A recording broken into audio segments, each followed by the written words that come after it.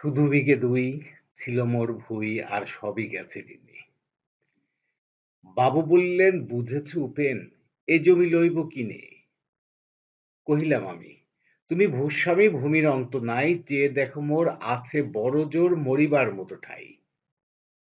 শুনি রাজা কহে, বাপু জানো তো হে করেছি বাগানখানা, পেলে 2 বিঘে প্রস্থে ও দিঘে সমান হইবে টানা, ওটা দিতে হবে। কহিলাম তবে বক্ষে জুড়িয়া পানি, সজল চক্ষে করুণ রক্ষে গরিবের ভিটেখানি। সপ্তপুরুষ যেথায় মানুষ, যে মাটি সোনার বাড়া, দৈন্যের দায়ে বেচিব সে মায়ে, এমনই লক্ষ্মী ছাড়া।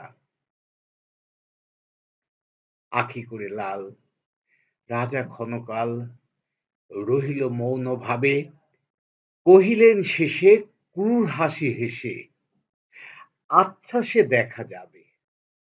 রবীন্দ্রনাথের বিখ্যাত কবিতার 2 বিঘা জমি গ্রামীণ জীবনের বেদনা ও অন্যায়ের এক মর্মস্পর্শী চিত্র।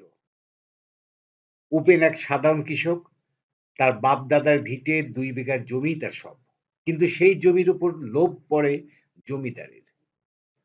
জমিদার তার বাগান বাড়ি সম্প্রসারণের জন্য উপেনের জমি নিতে চায়। উপেন তার জমি ছাড়তে রাজি নয়। জমিদারের কথা বা যুক্তি, তোমার এই সামান্য জমি আমার কাজে লাগবে, তুমি ভালো দাম পাবে, ছেড়ে দাও, আমার আদেশ মানতেই হবে। আইনের মাধ্যমে নিলেও নিতে পারি। অর্থাৎ জমিদার ক্ষমতা, অর্থ ও আইনের দাপট দেখিয়ে জমি দখল করতে চায়। অন্যদিকে উপেনের অবস্থান, এটাই আমার সব বাপ দাদার ভিটে, আমি বিক্রি করব না, এই জমির সাথে আমার জীবন জড়িত। কিন্তু শেষ পর্যন্ত অন্যায় শক্তির কাছে উপেন পরাজিত হয়, যা সমাজের এক নির্মম বাস্তবতা তুলে ধরে। কুষ্টিয়ার শিলাইদা কুঠিবাড়ি, এখানে এসে রবীন্দ্রনাথ অনেক অমর সাহিত্য রচনা করেছেন, যার মধ্যে 2 বিঘা জমির মতো মানবিক বোধের সৃষ্টি অন্যতম। চুয়াডাঙ্গা জেলার দর্শনায় অবস্থিত সিনিয়র সিটিজেন হোমে ঢাকা থেকে বেড়াতে আসা মেহমানদেরকে নিয়ে আমরা এসেছি শিলাইদা কুঠিবাড়ি। আপনারা যারা কুষ্টিয়া বা আশেপাশের জেলায় বেড়াতে আসবেন, অবশ্যই আপনারা এই ঐতিহাসিক স্থানে বেড়াতে আসবেন।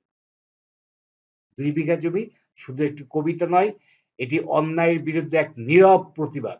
আর শিলাইদা কুঠিবাড়ি সেই অনুভূতিকে বাস্তবে অনুভব করার এক জীবন্ত স্থান।